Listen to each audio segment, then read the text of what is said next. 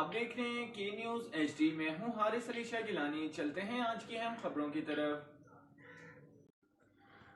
رخ کریں گے اسلام آباد کا، جہاں سے رپورٹ کر رہے ہیں ہمارے نمائندے ملک یاسر۔ تحریک عدم اعتماد اپوزیشن حکومت کے خلاف پلان بی بھی سامنے آ گیا۔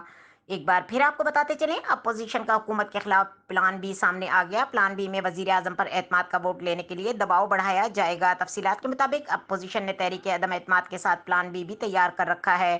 ذرائع کا کہنا ہے کہ پلان بی میں ناکامی اور نتائج کے حصول میں تاخیر پر پلان سے تشکیل پائے گا۔ وزیر اعظم کو تحریک عدم اعتماد کے ذریعے ہٹانا پلان اے ہے۔